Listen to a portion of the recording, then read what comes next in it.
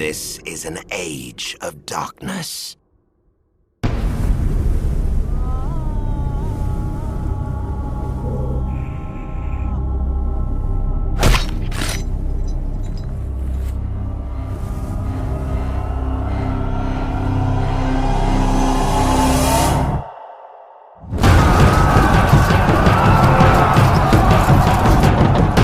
A world of fear, power,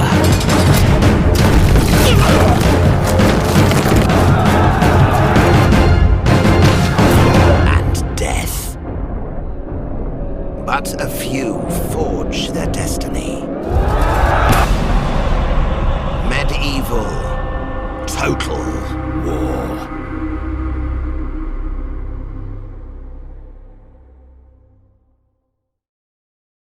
Hello folks and welcome back to Medieval Total War. I am Conostep and this is going to be part 1 of my early campaign where I'm playing as Egypt.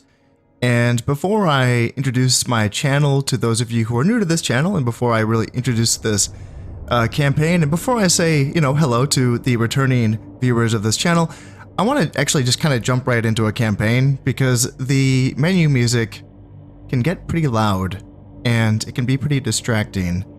So let's just jump on in and then I will talk more once we're into a campaign. So yeah, we're gonna do a new one here. I do a Plan Expert on this channel. It's pretty playable, I'd say, pretty fun.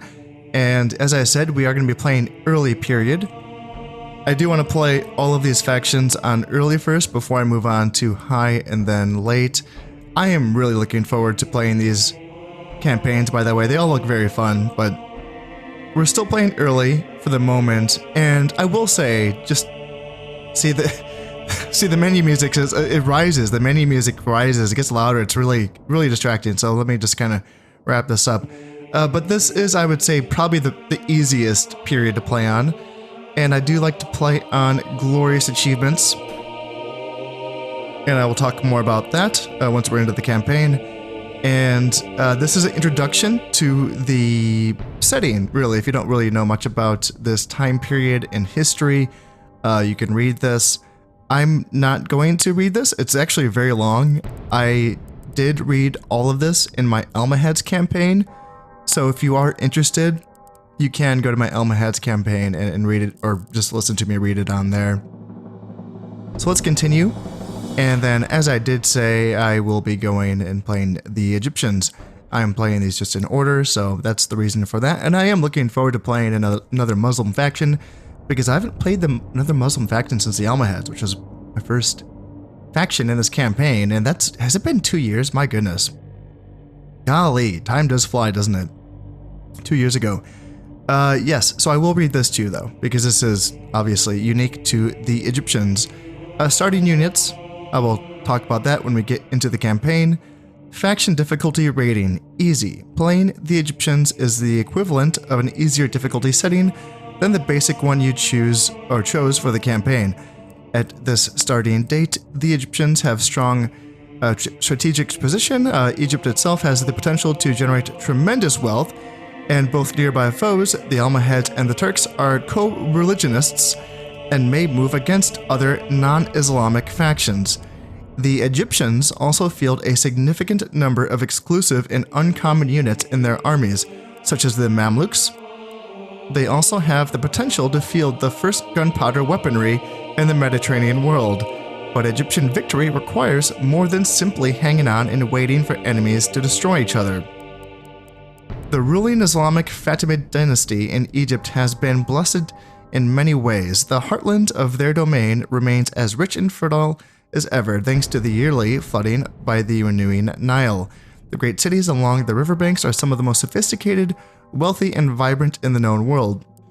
This is partly due to the Greek and Roman culture that the Fatimids inherited, but it has been transformed by their Arabic influence into something richer, a truly enlightened and erudite culture. The Islamic rulers of Egypt are also tolerant to a degree not seen elsewhere. Jews, Orthodox Christians, Coptic Christians, and many other sects are allowed to worship as they will, although they are excluded from certain government posts This gives the dynasty an underlying strength and popularity that stands it in good stead to meet the future. Egypt does face external threats, but should be well placed to meet them. There is an expansionist tendency in Western Catholic Christianity that could lead to trouble. Future Islamic control of the Eastern Mediterranean could be challenged, and this has long been encouraged by the Byzantine Empire to the north. There's always the chance that the Byzantine Empire will seek to re-establish direct control over its former possessions.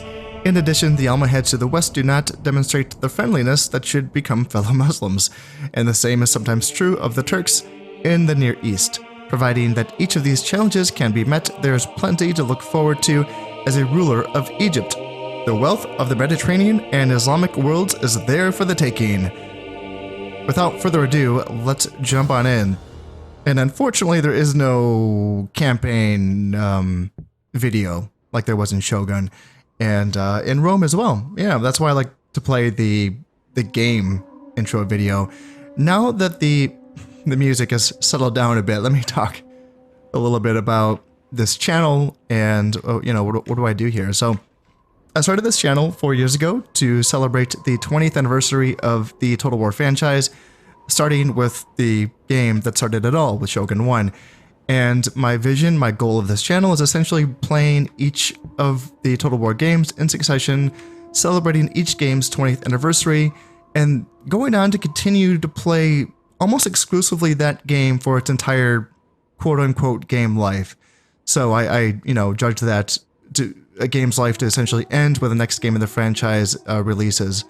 So we are getting close here at this current time to the 20th anniversary of Rome Total War, and as such I have been preparing myself and practicing Rome Total War and getting ready for that. So I'm looking forward to that, but I'm also looking forward to playing some more Medieval. I've come to really love this game, so it's always a joy to jump into these campaigns here. I am essentially coming into the Total War franchise as a newbie. I am not someone who grew up playing these games. I grew up with a Mac family. I grew up with Nintendo, so I was playing console games. I didn't even play any PC games until I started this channel at the age of 33, which is 4 years ago. So I had to learn a lot to start all of this.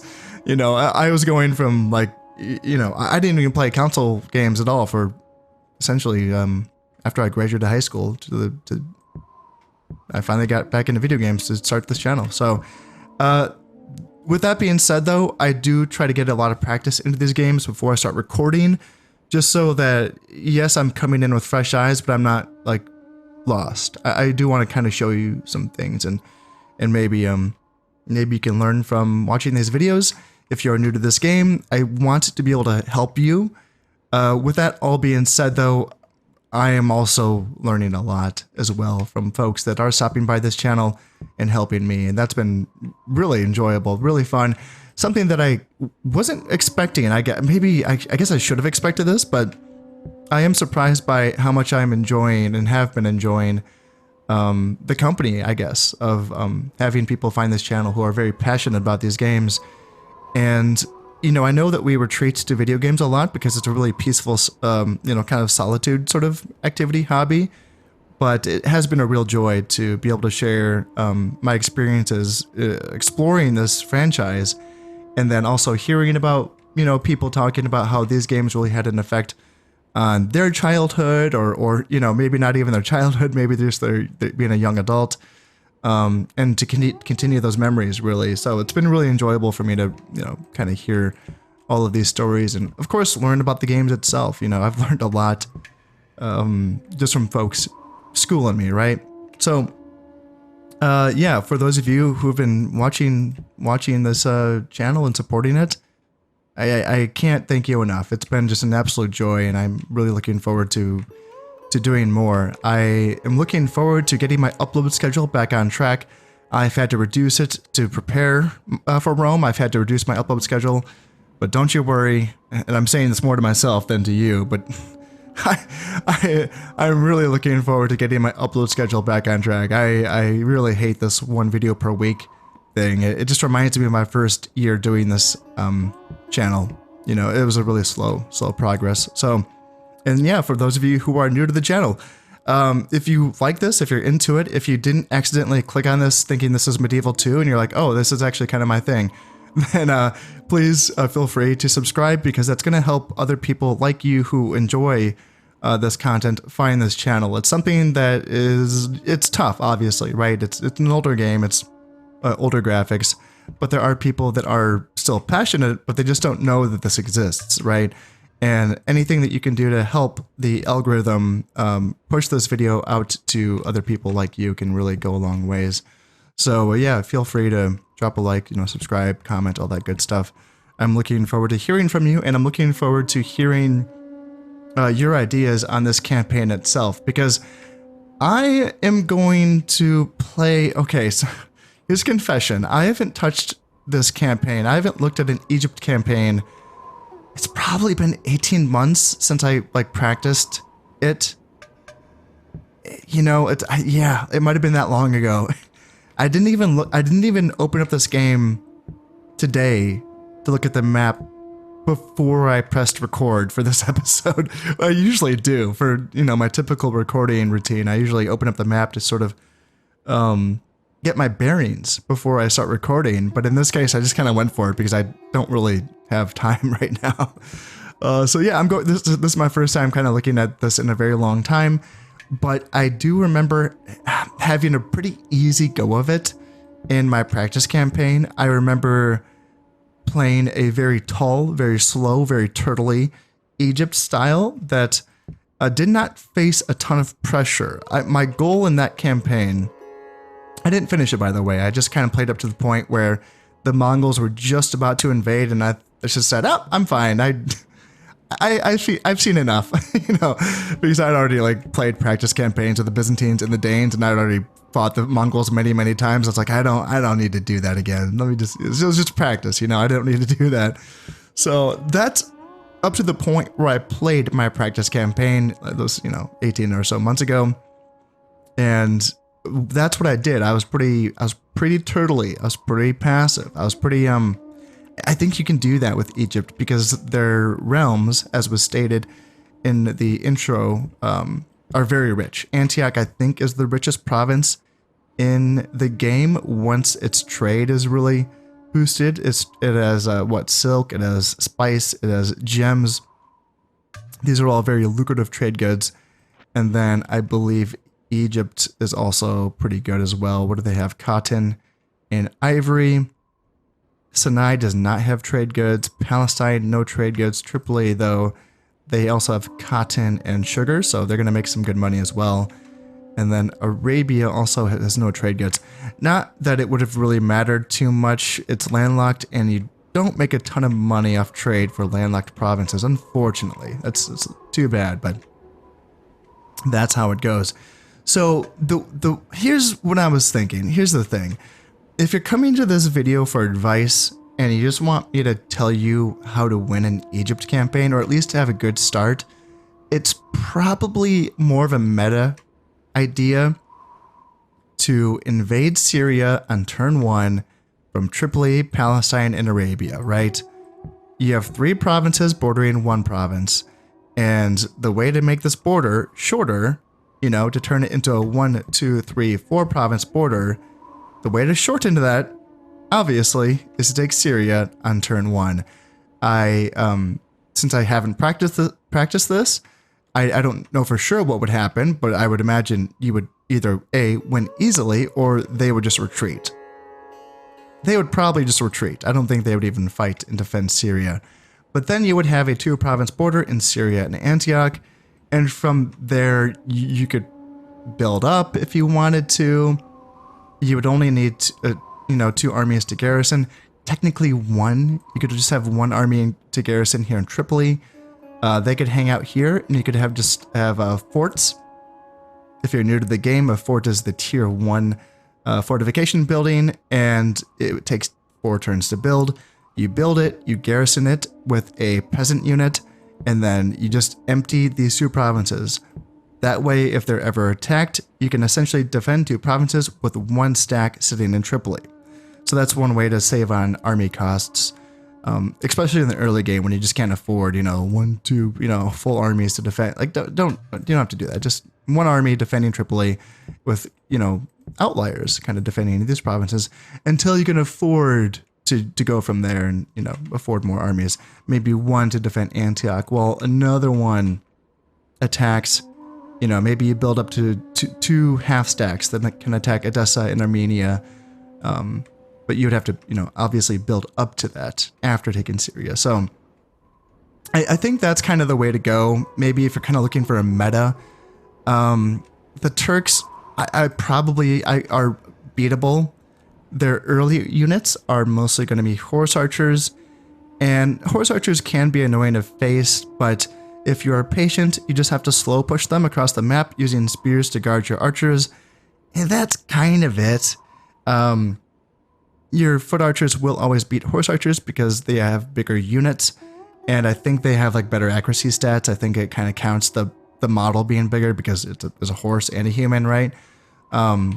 So a foot-based ranged unit will always be an equivocal, mounted ranged unit.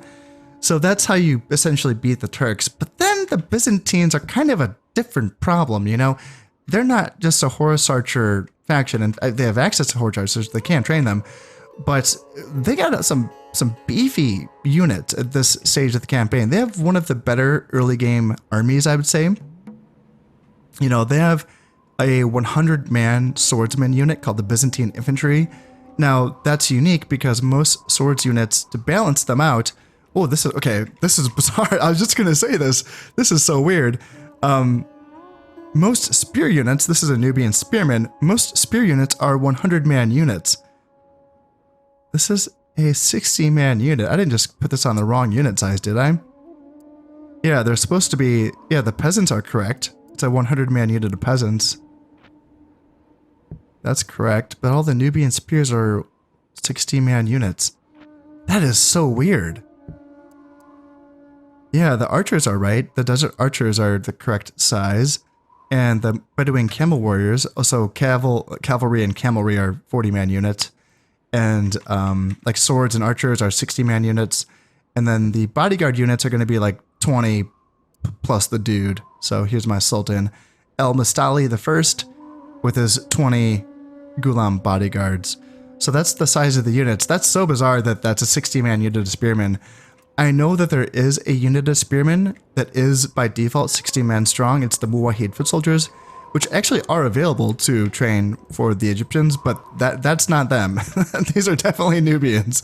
So, yeah, that's a really yeah, that's a interesting thing. So I would have to retrain those units to kind of get them up to top them off, I guess.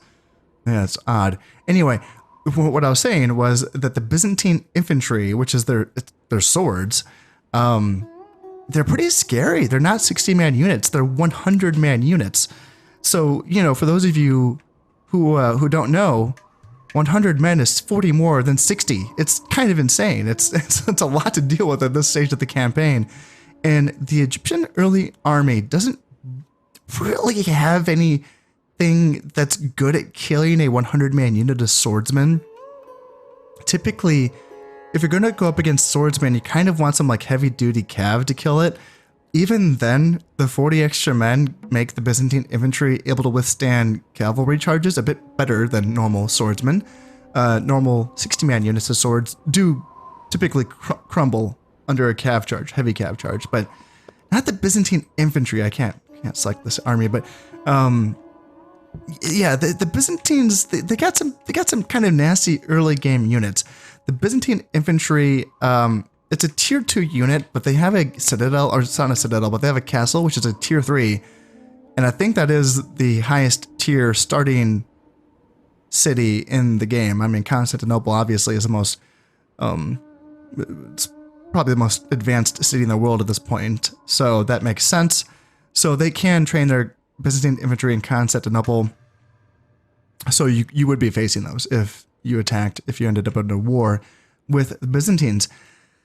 I prefer to, as I said, be a bit passive, not attack Syria on turn 1, and let the Turks do it. Let the Turks fight the Byzantines. I'm okay with that. Yeah, I think so. Again, I only played one, like a partial practice campaign. I didn't play multiple openings with the Egyptians to see how many other, basically, how many other options or what am I trying to say? Variations. I don't know all the different variations of what can happen. But in that campaign, the Turks went after the Byzantines and they did pretty well. They did pretty well. They pushed them, I think, back to Constantinople. They may have even taken over Constantinople at one point. I think over time they were kind of pushed back, but there was a time where the Turks looked to be doing pretty gosh darn good. And I'm kind of okay with that. Even though I can't really lay too much on, Muslim unity at this point.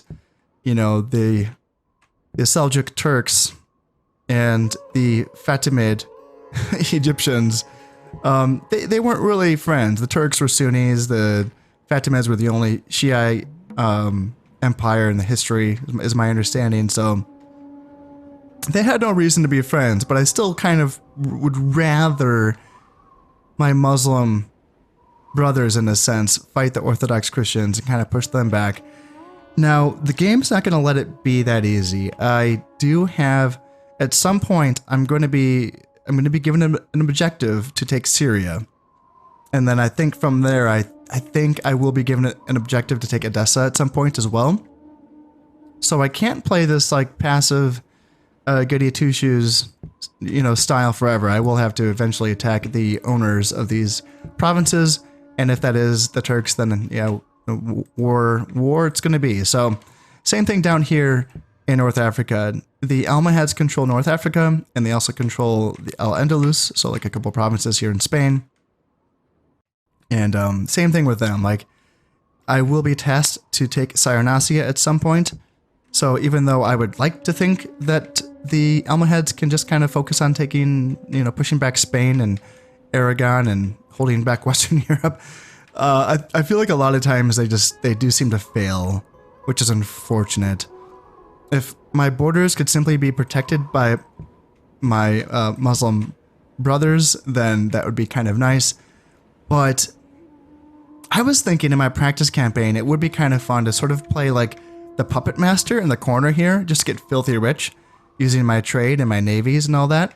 And then, like, from there, striking out, say, for instance, taking, like, not taking Constantinople, but sacking it, to kind of help further the Turkish cause. If I needed to, maybe sacking Castile or sacking Valencia or Leon, something that kind of helps the Almohads push back the Castilians, which they're just called the Spanish in this game. It's kind of weird, but that's how it goes. Italy is also a thing. Italy exists. So yeah, there's no Italian city-states for those of you who are unfamiliar with this game. It's just Italy.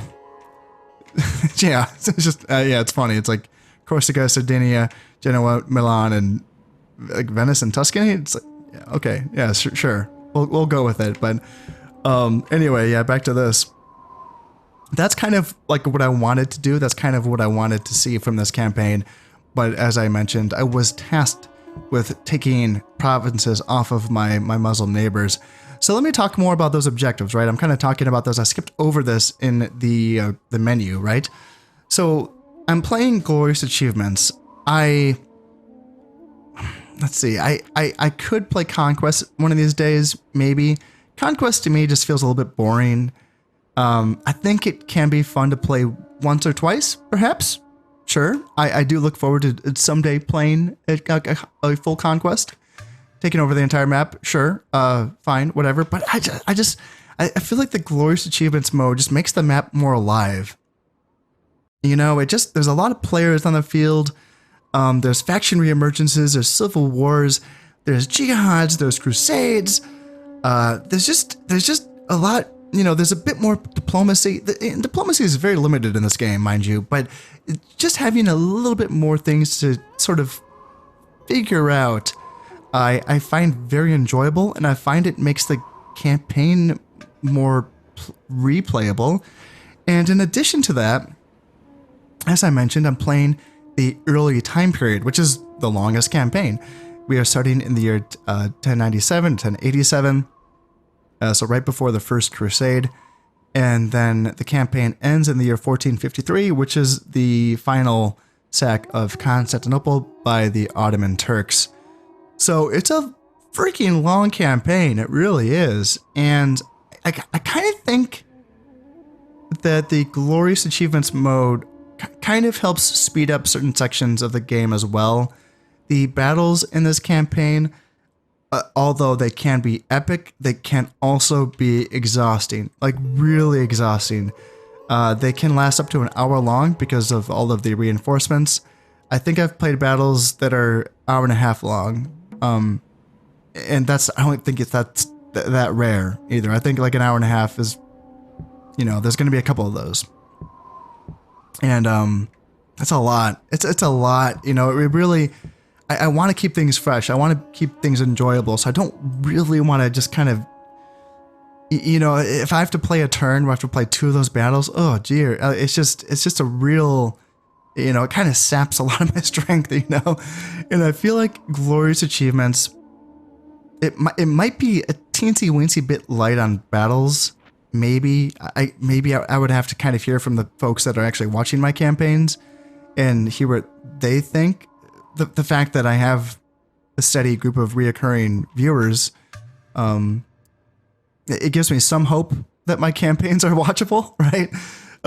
Despite maybe the lack of battles, but I don't think it's so much I don't know if it's a lack. I want the battles to be good battles. I want the big ones. But not so many big ones that I lose my joy for it. I want to stay sharp and I want to stay with it. I want to be able to keep my mind in the game and not just feel like I've just been, beaten down over and over and over again. I want this to be enjoyable, obviously, and I want to be able to keep playing other campaigns after this one, right? So that's kind of the idea. I like this because it kind of lets me, if there's a period where I can just sort of focus on building up my infrastructure and my economy and maybe planning my next major invasion, this kind of gives me the space to do this. Whereas Conquest is kind of full on, it's just like, kill, paint the map. And it's just, I don't know. Again, maybe fun to do like once or twice, but overall, I think that this is it's a better experience, I think. And it can be interesting as well because each of the factions can have different of these objectives, and these objectives do change over time. So these are my objectives for now in this period of the game in turn 1, but they can change. And the primary counting periods, these are going to be them. Like the year 1100, so that's 13 years from now, my homelands is going to be counted. So my homelands is going to be, own these provinces, the provinces that happen to already be my territories. 3 points for Egypt, 1 point for Antioch, Palestine, Arabia, and Sinai. Sometimes, for some factions, they don't start the game owning all of their homelands objectives. So for them, they need to immediately attack something. I think for the Almohads, it's Valencia. Valencia is something that they should have within the first 13 turns if they want to score that 1 point, right? For Egypt, luckily, I don't have to attack anything if I don't want to. I already am making my, what was that, 1, 2, 3, 4, 5, 6, 7 points. And let's see, Grand Mosque. So what is this? The greatness of Egypt will be profoundly enhanced by building a Grand Mosque to be the principal seat of Islamic learning. Points are scored once between 1095 and 1204. So 1204 it represents, that's the beginning of the high period of this campaign. And that, is when when Constantinople is sacked by the Venetians, or the Fourth Crusade, should I say. So I think this campaign is really like Byzantine focused in regards to its timeline.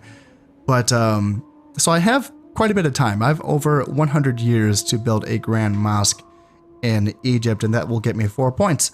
Now, that's a mosque. That's funny.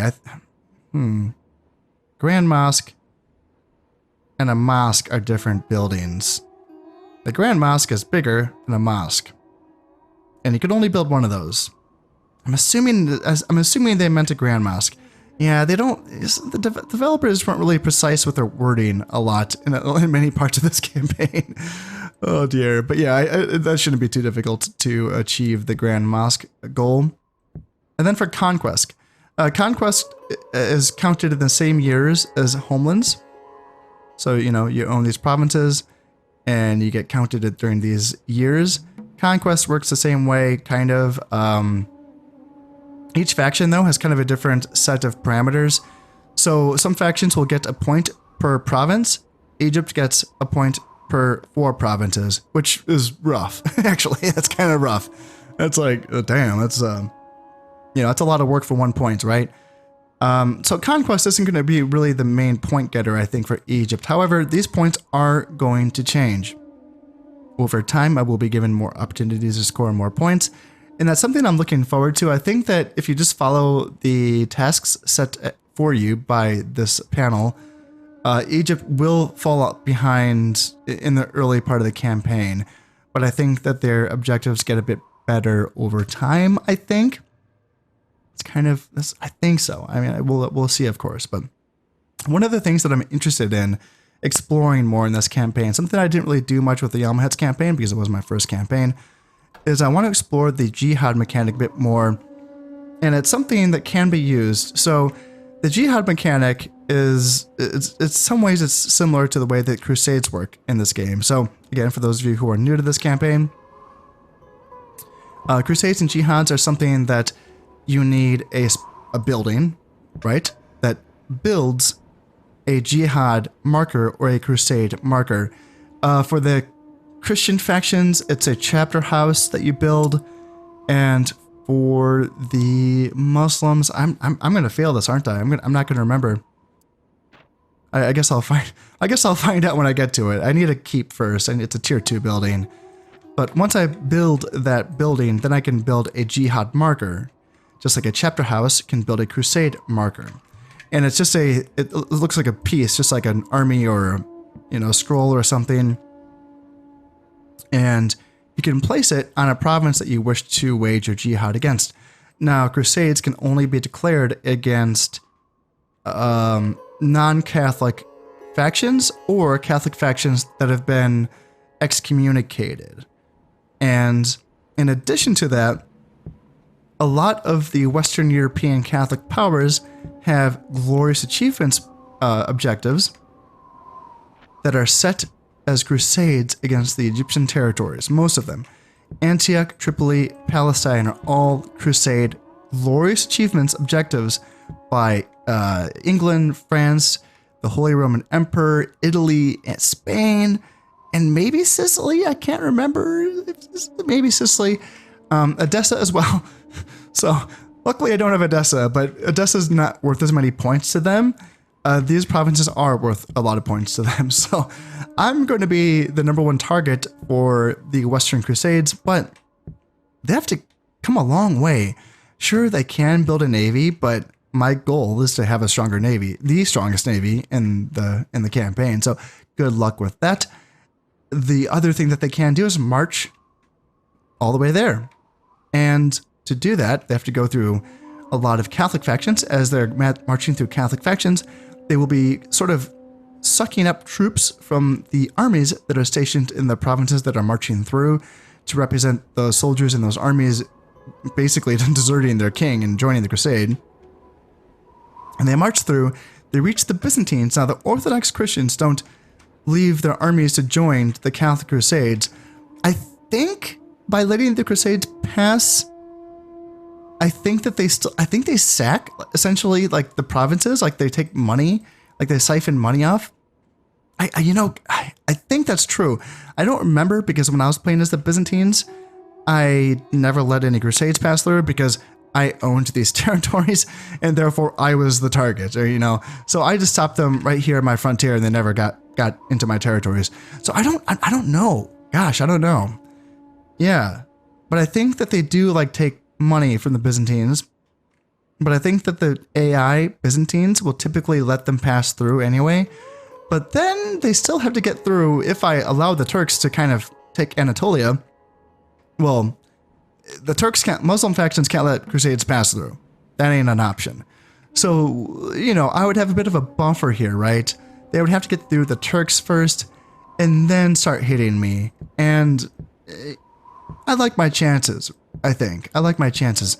So how did jihads work then? Well, jihads, I'm pretty sure they can be used to target any faction, regardless of what their religion is.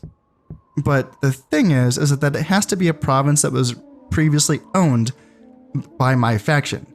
So it's a way of taking back lost territory.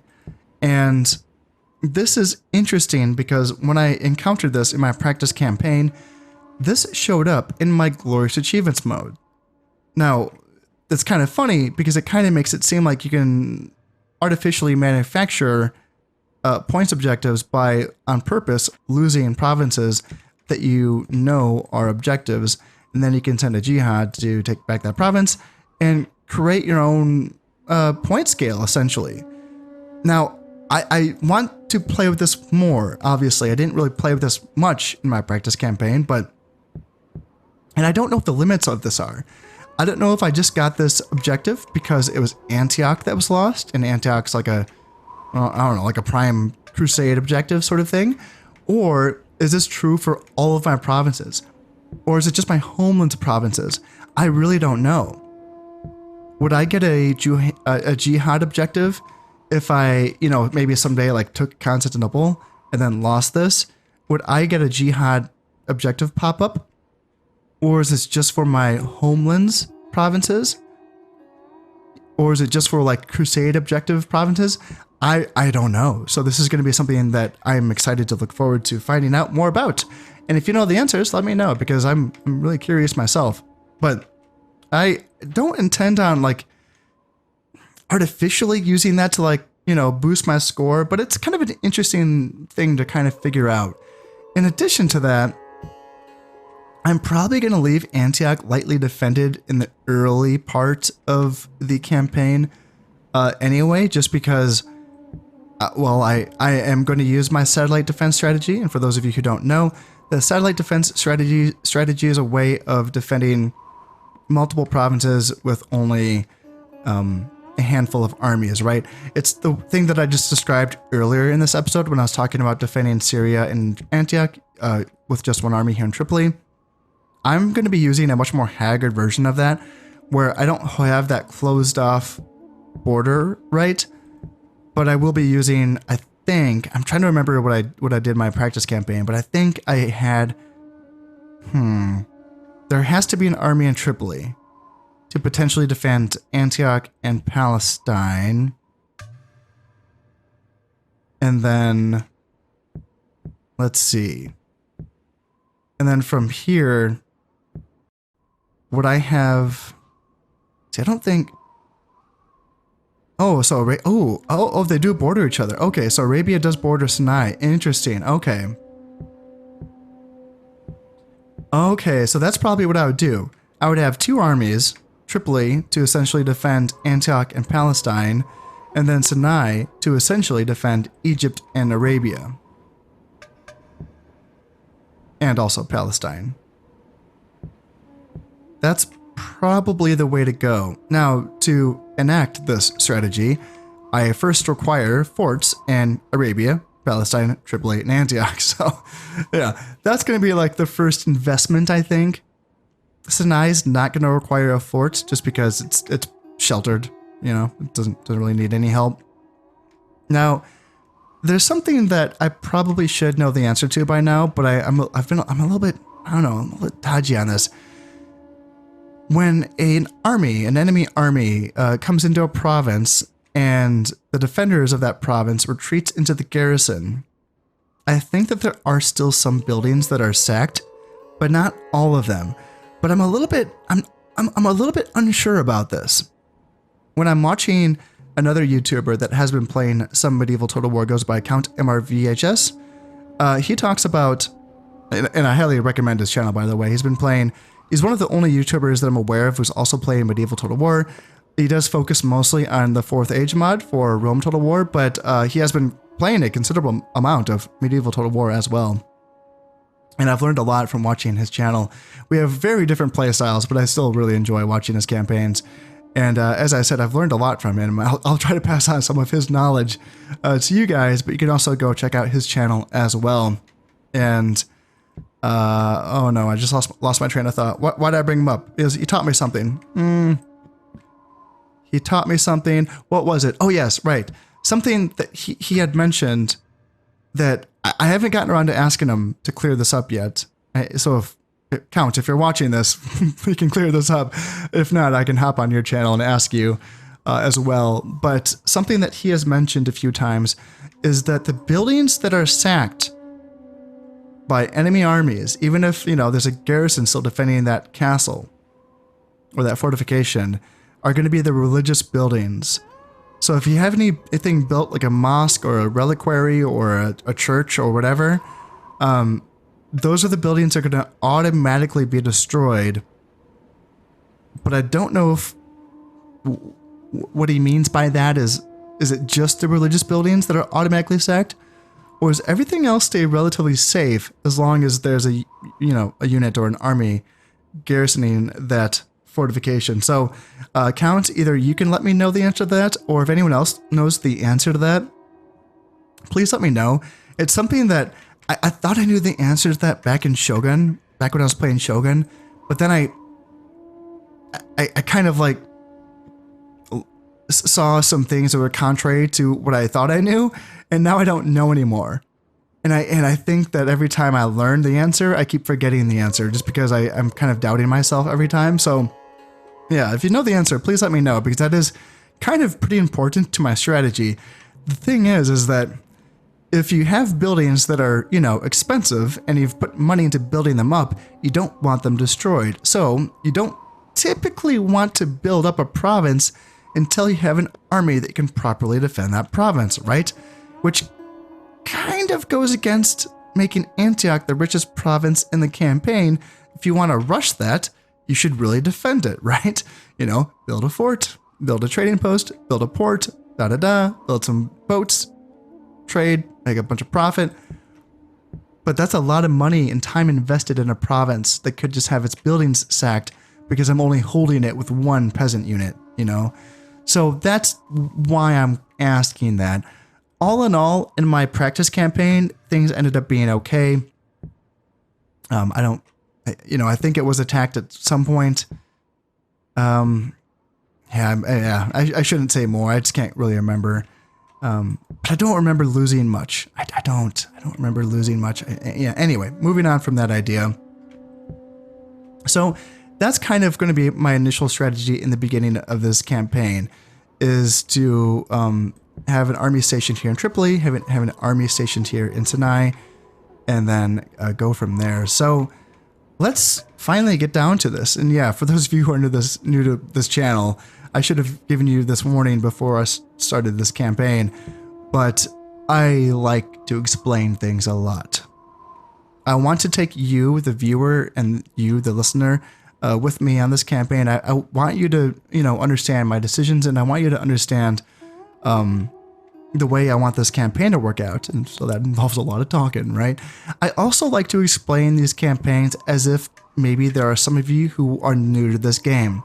So I know that maybe that can be a little bit tedious to those of you who do, who are familiar with this game, for instance.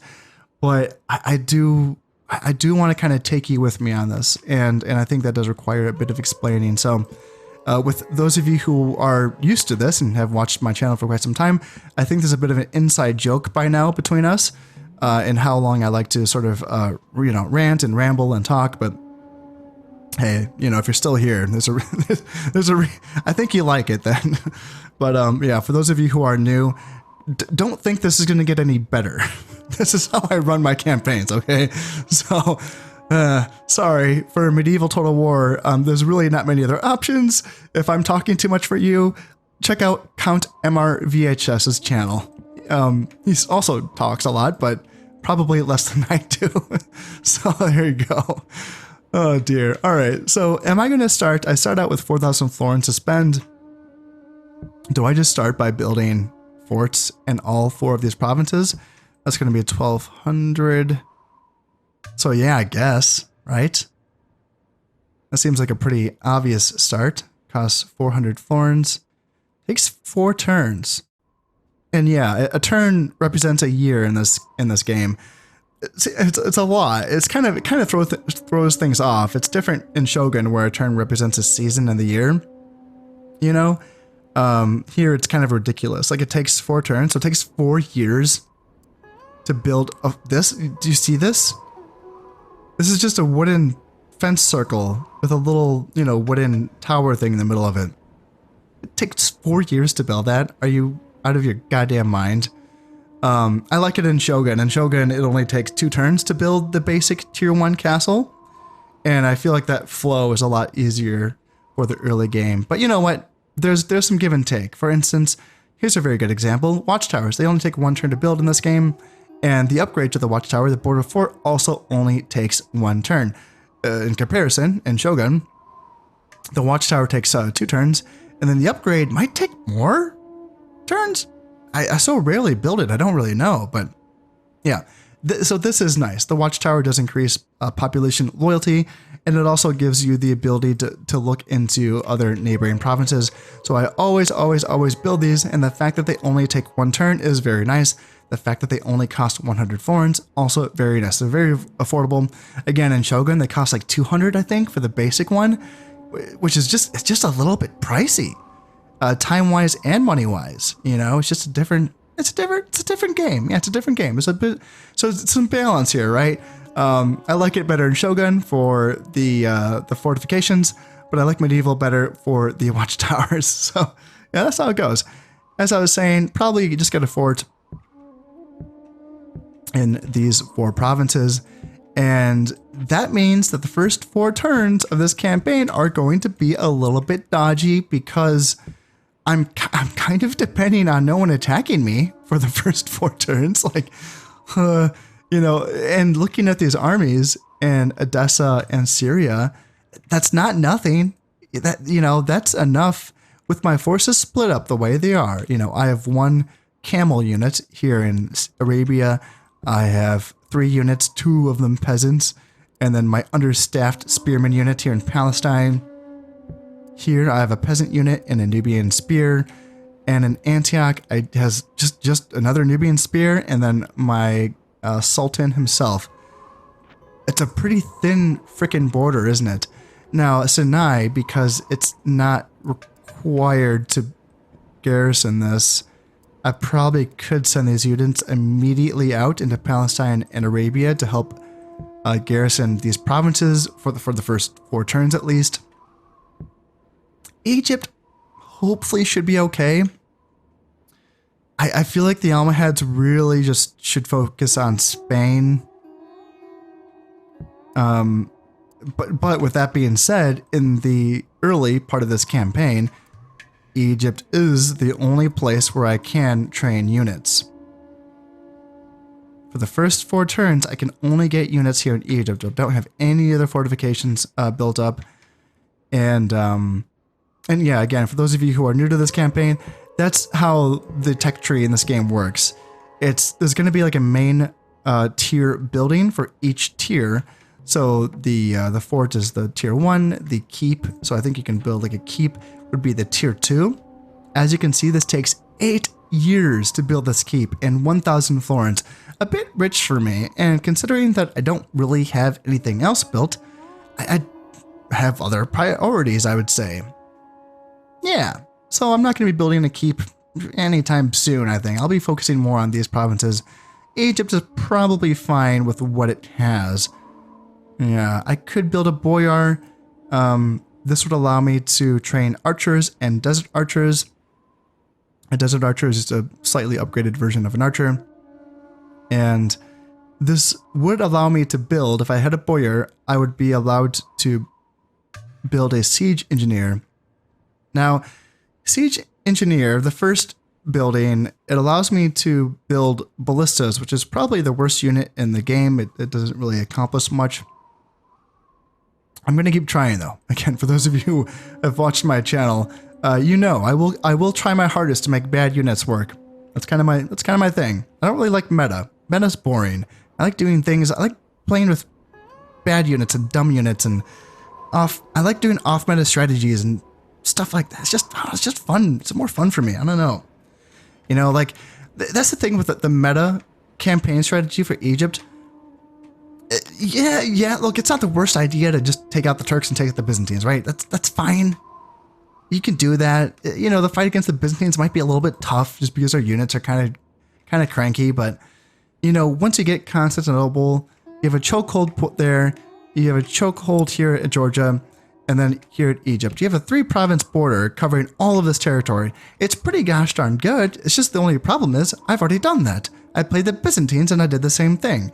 You know, what do you do as them? You take out the Turks, you take out the Egyptians, you hold Egypt. Duh. Like, you just do that and then you hold against the Crusades. I'm kind of disappointed in myself for the Byzantine campaign. I don't know. So some people say they liked it. I'm happy. Some people liked it. I think I played it a bit too passively myself. I don't know what I was supposed to do otherwise, but I guess, I don't know, maybe attack more. But I don't want to play a second Byzantine campaign, and I feel like that's kind of what can tend to happen when you play as either the Byzantines, the Egyptians, or the Turks. I feel like once you get past the initial rush of taking this corner of the map, you are playing the same campaign. And I want to kind of try to avoid that. I want to try to stay small until the Mongols show up, which they will. They will invade Khazar on turn 1 of their arrival, and some settlements sometimes join them. Sometimes there's going to be some rebel settlements that might join them. I've seen that happen where it might be like Edessa or maybe Armenia joins the Mongol cause.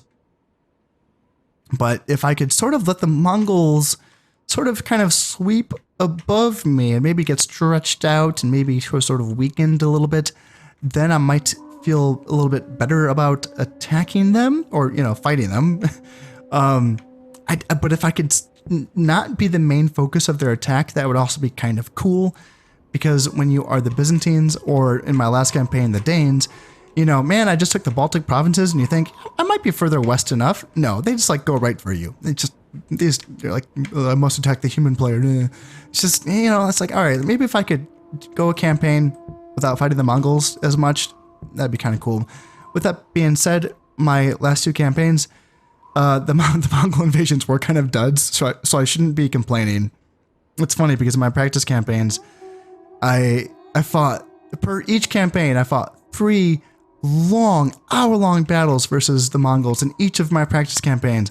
And that's why I quit my Egyptian practice campaign at the time that I did, because I was like, oh, I can't do that again. But in my recording for this channel, both while playing the Byzantines and as the Danes, they've been kind of duds in a sense. Not very difficult to deal with. So if there's any such thing as karma, then yeah, this is the time for it. They will be coming for me, and they will send a lot of very strong forces against me. By the time that happens, I will have been tasked with taking Syria, and I think also Edessa. So that would be giving me a 3-province border to hold against the Mongols. But, you know, as I keep saying, that's much later in the campaign. And by the time that happens, I plan on being filthy rich. You know, maybe $500,000 in my treasury. Maybe, we'll see. We'll see. Let's get back to actually playing the campaign and not talking about mid-game strategy, right? So Sinai probably doesn't need to build anything. If I can build a watchtower if I can spare the 100 foreigns. So yeah, probably. Well, I'll get back to that. Do I want to build anything in Egypt? I want to train stuff for sure. And just talk a little bit about the early Egyptian army. It has some tools, but it's not their strong point. I would say a lot of factions have a pretty bare bones early unit roster, and you know, Egypt also has kind of a bare bones unit roster in the early game. That is, they really pick up once you get to a keep. So once you get a keep going and you get those tier 2 buildings pumping out, you can start to get some pretty decent units. In the early roster, and this isn't all my options. I can build other buildings, of course. That gives me other tier 1 unit options, but in general, like you have some tools, but it's not. There are some weaknesses. The Nubian spears, it's a good spearman unit. This is a good spearman unit. is almost the equivalent of the Catholic faction's tier 2 spearman units, which is their feudal sergeants. The Nubians are slightly less in, is it armor, or maybe it might be the charge bonus or something? They're a little bit less in some of the stats, but overall that they're a very, very good unit. They're disciplined as well, which means that it's funny that doesn't say that here. Oh no, it does. Yeah, they're disciplined. So that means that they're not going to take a morale debuff from other non-disciplined units who are running away. So typically units on the battlefield, when friendly units are running away, that kind of freaks them out and they get a morale hit. However, with disciplined units, they will only take that morale hit if the units that are running away are also disciplined or elite, which is the top tier of this sort of, morale training sort of section of the unit. So it's solid. They're a solid unit for sure. Spearmen, obviously, not really meant for killing power. They're meant for holding the line. They're meant for being defensive. As you can see, they're meant to have 100-man units. That extra 40 men is supposed to make them hold the line a bit better than a 60-man unit of swordsmen or a 60-man unit of urban militia. So the spears are supposed to sort of hold the line. As I mentioned, their armor is not great, so they can take a fair bit of casualties against missile units, and that includes like the archers of the Turks. The Almohads don't really have much in the way of mounted skirmishers in the early game, but the Turks, they do. They have some horse archers. They can be a bit scary, but overall, Nubian spears are really solid.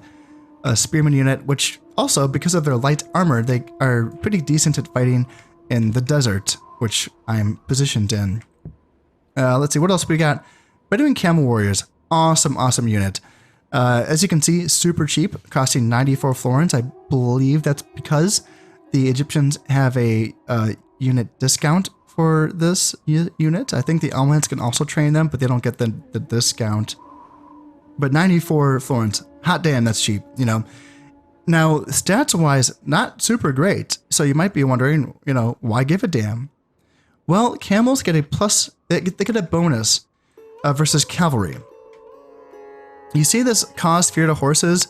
That's a little bit misleading. They don't cause, you read this and you think that they're going to cause cavalry units to have a morale debuff. That's what fear typically means when you see it in, like newer Total War games, or heck, not even that, even in Shogun, warrior monks caused fear to other Buddhist units, and that meant there's a morale debuff. Okay, that's usually what that means.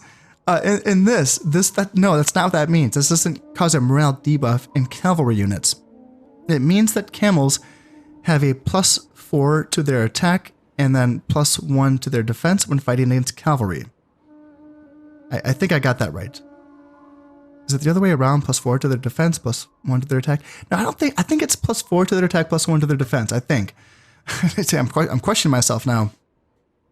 But that really boosts their stats a lot. And in addition to that, they also get a +1 to their attack when they're fighting in the sand desert.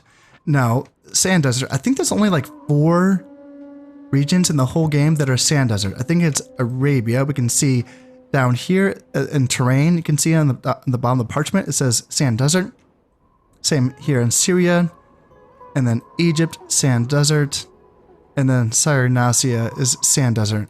And you can also see there's a difference kind of in the way that the map is portrayed as well, as if you compare that to Sinai, rock desert, Palestine, rock desert, and you can see it's kind of a darker shade and a bit more, hilly, I suppose you could say.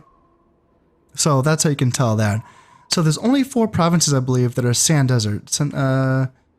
Yeah, this is all rock desert, this is Arab territory.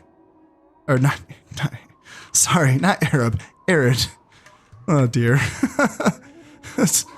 Yeah. There we go. Yeah, back to that anyway. So the camels have a +1 attack in only sand desert. So that's only 4 provinces. Not a big deal, right? It's kind of like if they just get attacked, really. I will have that bonus in, Egypt, Cyrenaica, Arabia, and Syria. But they still have that anti-cavalry bonus anywhere they go. But if they fight in lush and temperate climates, they're going to have a -1 to their attack. So lush and temperate climates is going to be basically anything north of the Mediterranean that does not border the Mediterranean. So on the south part of the Mediterranean, you get desert. And then starting, I think, from like Lesser Armenia, so this is arid ground, not Arab ground. And yeah, so Anatolia is going to be all arid. The islands are going to be all arid. Greece and the Balkans, arid, arid, arid. Italy, arid. Sicily, Sardinia, Corsica, arid ground, and Iberia, arid as well. So these are going to be places where the camels can fight where they will not be taking that -1 to their attack. And these are excellent, excellent anti-cavalry units. They are so good. You might think, now, you can't see the stats in-game. When I talk about the stats of these units, that's because I have the Wikipedia out on my laptop that I'm also looking at while I am recording these episodes. That kind of helps me talk about these units. If you compare the stats, if you were to look up the Wikipedia page, and if you were to compare the stats of these units to, say, some like good heavy cavalry units, like maybe the Cataphracts or the Byzantines, and you might say, well, hey, I don't like I don't like my chances. Even with that anti-cav bonus, the Cataphracts have pretty good stats. And the Cataphracts might win that 1v1, but it doesn't really matter. If you're paying 94 florins for a Bedouin Camel Warrior, and not only that, I haven't mentioned one of their best traits. This is a unit that can be trained from a fort. It doesn't require any other buildings. It's the fort itself. The fort.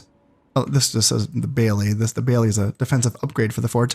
But the fort allows you to train camels. I don't need to build any other building. See, the Spearmaker allows me to build the Nubian spears. And, yeah, peasants, urban militia. Do I have the right buildings for these things? Yeah, Town Watch allows me to train my urban militia. The Royal Palace allows me to train emissaries. So nothing here allows me to train Bedouin Camel Warriors. It's the fort itself. In 4 turns, the 4 turns that it's going to take me to build a fort in Arabia, Palestine, Tripoli, and Antioch, I can start pumping out Bedouin Camel Warriors from all of these provinces without needing any other buildings. That's insane. And those camels, they will devour cavalry. They're slow, yes. They can be a bit clumsy to use on the battlefield, sure. But, you know, if any other enemy cav units want to charge into your lines and you're wondering, oh gosh, how am I going to deal with the enemy general units? See, typically in the early game, the scariest units is going to be the general's bodyguards. They have pretty good armor, pretty good stats. Overall, they're pretty scary. And a lot of times you're trying to wonder, how am I going to beat those units? Oftentimes the answer is to use javelins. Javelins have a bonus versus armor, so you can kind of use javelins. Another unit that has a bonus versus armor is going to be the urban militia, which is available to, I think, every single faction in this game. It's a really shitty unit. It's really bad. But it does have a bonus versus armor. It's basically a peasant level unit.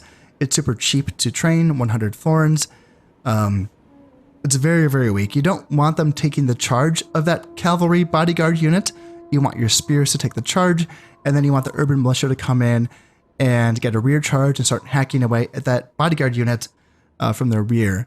But with the Egyptians, even though the Bedouin Camel Warriors do not have a bonus versus armor, which is typically what you're looking for to combat the bodyguard units, their bonus versus cav is good enough. Trust me. You don't need javelins and you don't need urban militia. You can just train Bedouin Camel Warriors. Oh, and it's great. It is great. So in that regard, I'm not too afraid of the Byzantine Cataphracts, which is going to be their general's unit.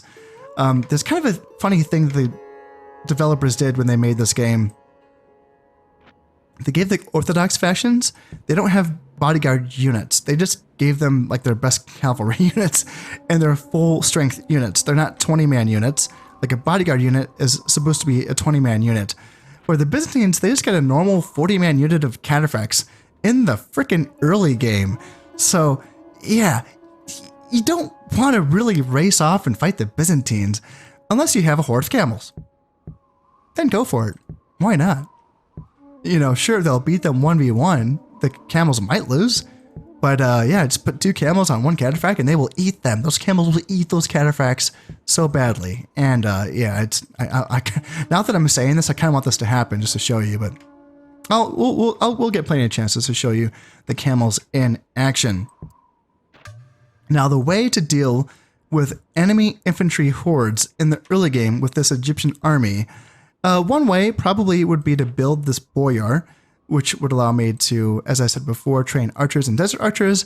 In the early game, having just a bunch of archers to mow down units is kind of it's a decent way to win battles. It's better to have a kind of a good shock unit, you know? So it might be worth training some urban militia just to kind of beat other infantry units. They're not great, but as a flanker, they can still, you know, they have a bit of bite to them. So that's an option. Training archers is an option. However, there's another option that I kind of have my eyes on, and that is this siege engineer down here. As I mentioned before, for every other faction in the game, it allows you to train ballistas, a overall pretty worthless artillery unit. But for the Muslim factions, as well as the Byzantines, you can also train naphtha throwers. And naphtha throwers are medieval grenades. They are a lot of fun. They are, for those of you who have played Shogun, they are essentially the equivalent of the Mongol thunder bombers, which are very, very fun to use. And in this game, I have not quite had the same success with naphtha throwers that I have had with the thunder bombers and Shogun. I think that the AI is a bit better at charging and getting stuck on into the battle really quickly, whereas the AI in Shogun is a bit more cagey, and I think that allows them to sort of get bombed but from close distance. Whereas in this game, yeah, they're a bit better at getting stuck in, but I'm still practicing with the naphtha throwers, and I'm definitely going to be giving them a try because in addition to being super duper fun, they also happen to be very good at destroying infantry formations. And that's kind of what I'm getting at here, is that the Egyptians in the early game, sure, they have some decent spears. Yes, they can get some decent archers in the desert archers. The Ghulam, or not the Ghulam, but the Bedouin camel warriors can counter enemy cav and enemy bodyguard units. But you're going to kind of struggle with some heavy infantry formations. For instance, if the Byzantines did attack, I would want something to blow those units up. And to do that, I will be focusing on getting my naphtha throwers. But that is going to have to come in the next episode. I think this is a record, folks. I didn't even get through my first turn in this campaign in the first episode. I don't think I've ever done this before, but my viewers might be able to correct me. Yeah, as I said, I talk a lot. I like to explain these things. And but with that being said, I also try to keep my episodes around the hour mark. So yeah, here we are, and I will be talking more. See, there's so much more to explain about this campaign before I end the turn, so I'm not going to rush this. I'm not, because I still have to assign these titles, and I have not even talked about these yet. And then I have to decide, you know, what my building strategy for Egypt is going to be, and Sinai, and obviously what kind of units I want. Do I even have an emissary? Yes, I do. So I might end up sending him to the Turks, potentially to go talk to them about maybe having an alliance. Possibly, maybe. I will think about it. I will consider that. But yes, as I said, that is all going to have to wait until next time. So, yeah, I usually this is where I say I hope you've enjoyed it, but yeah, it's no, I know it's going to be slow. It's going to be slow, but also, it's really enjoyable for me to sort of, you know, explain these details in full and talk about my full strategy as well. And when we start getting into the mid campaign and the late campaign, I do a lot of editing to cut out a lot of the dead spaces. I don't just, you know, ramble all of the time if I don't have anything to say. So there is that. There will be plenty of moments in this campaign where I kind of skip through a few years just because, hey, I'm just building stuff up and the buildings are being built and I was training stuff and there's nothing really to talk about. So I won't make you watch all of that, right? I'm only making you watch this because I have something to say. So with all of that being said, this has been Concept playing at Medieval Total War, and I am so excited for this one. So again, thank you very much, and I'll see you next time. Bye-bye.